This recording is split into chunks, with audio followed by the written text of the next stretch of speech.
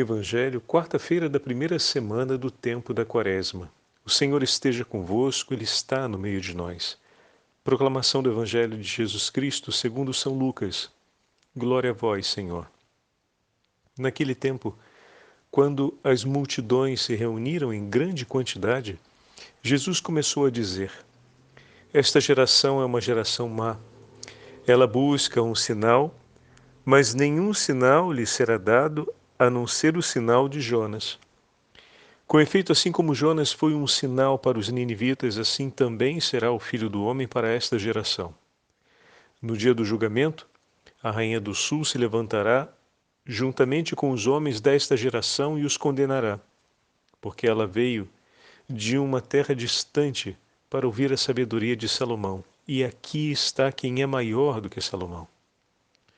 No dia do julgamento, os ninivitas se levantarão juntamente com esta geração e a condenarão, porque eles se converteram quando ouviram a pregação de Jonas. E aqui está quem é maior do que Jonas. Palavra da salvação. Glória a vós, Senhor. Quarta-feira da primeira semana do tempo da Quaresma, em nome do Pai, do Filho e do Espírito Santo. Amém. Queridos irmãos e irmãs, a Santa Liturgia nos dá a graça de ouvirmos o 11º capítulo do Evangelho de São Lucas, no mesmo dia em que nos entrega a memória de São Pedro Damião, bispo e doutor da Igreja. São Pedro Damião cumpriu um papel de grande relevância na história da Igreja, sendo conselheiro de muitos papas, especialmente de Gregório VII, que se ocupou de uma grande reforma disciplinar da Igreja por volta do 1100. São Pedro Damião foi um grande defensor da Santa Eucaristia e da disciplina de vida por parte do clero e dos cristãos em senso amplo. Exatamente indo ao encontro daquilo que ontem falávamos na nossa meditação a respeito do Pai Nosso. Não muitas palavras, mas gestos. O Senhor entrega uma oração que poderemos dizer é compacta, mas que contém tudo. Cada sentença do Pai Nosso nos leva a um compromisso de vida em gestos, atitudes, em uma autêntica conversão que são realmente exigentes e empenhativos. Cumprir cada uma das afirmações que fazemos na oração do Pai Nosso nos leva ao emprego da nossa inteira vida no seguimento de Jesus. Bom, hoje o Evangelho nos fala a respeito de Jesus que se encontra cercado pela multidão. E naquele momento toma a palavra e ensina aos homens a respeito... Deixa o padre pegar aqui o texto. Pronto. E ensina os homens a respeito da fé. Mas como Jesus o faz? O discurso que o Evangelho hoje nos traz, Jesus, diante da multidão que se aglomera, toma a palavra e diz: essa geração é uma geração má. Então, Jesus começa com uma exortação, com uma afirmação importante. Significa dizer que aquela geração se deixou levar pelo mal. Não nos deixeis cair em tentação, mas livrai-nos do mal. Eis que aquele que nos livra do mal está no meio dessa geração, não para condená-la, mas para salvá-la. Percebam a conexão entre o Evangelho de ontem e o Evangelho de hoje. Em todos os momentos, o Senhor sempre afirma, como a gente costuma falar, no peito, de frente, a verdade. Porque a verdade vos libertará. Eis que aquele que nos ensinou a suplicar, Senhor, livrai-nos do mal, está presente no meio daquela geração que se deixou levar pelo mal, não para condená-la, mas para salvá-la. Ele veio, como foi prometido, para livrar o homem do mal. Mas todo aquele que suplicar pela sua misericórdia e o seu perdão será perdoado. Mas todo aquele que pecar contra a misericórdia de Deus não será perdoado. O pecado contra a obra do Espírito Santo, o pecado contra o Espírito Santo, o pecado de apostasia ou rejeição da misericórdia de Deus rompe a possibilidade de comunhão com Ele. Perdoai e sereis perdoados. Perdoai-nos as nossas ofensas, assim como nós perdoamos a quem nos tem ofendido. Poderia Jesus, no meio dessa geração, não perdoar aquele que disse: perdoai-nos as nossas ofensas, assim como nós perdoamos a quem nos tem ofendido? Poderia ele, diante da ofensa, da incredulidade dos homens e da rejeição ao Evangelho, poderia ele fechar o seu coração e não perdoar em algum momento? Ele que disse essas palavras que repetimos no Pai Nosso? Não, absolutamente não. O Senhor está no meio dessa geração que se deixou levar, se perverteu e agora se tornou uma geração má, não porque o Senhor assim o quis, mas porque esse se tornou o destino daqueles que se afastaram de Deus. A maldade.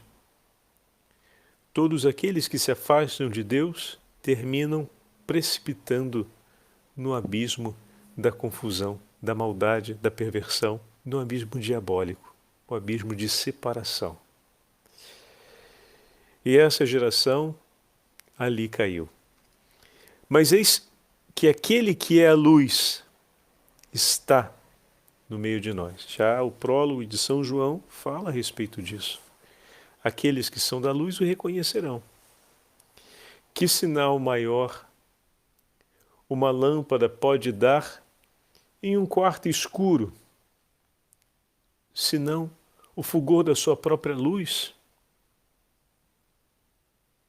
Que testemunho a mais o Senhor pode dar em meio a uma geração perversa e malvada, que não seja a sua bondade e a sua misericórdia? E como nós falamos esses dias, o Senhor, com sua bondade, veio em nosso socorro, nos concedeu os seus dons para que pudéssemos ter a sua vida. Que testemunho maior do que esse nós podemos esperar? Ou voltemos então à metáfora que eu usei. Que sinal maior em um quarto escuro uma lâmpada acesa pode dar? O fulgor de sua chama já é o sinal, mas a lâmpada acesa em si é o sinal. Pois estar acesa e fulgurante já evidencia tudo o que precisa ser visto e compreendido. Da mesma forma, o apelo que se faz a Jesus da parte de alguns dessa geração é um apelo de rejeição. Não é, parece ser um pedido para conseguir algo que ainda não conseguem, mas na verdade não é. Esse pedido é o testemunho contra eles mesmos de que não reconheceram o Senhor no tempo da sua visita.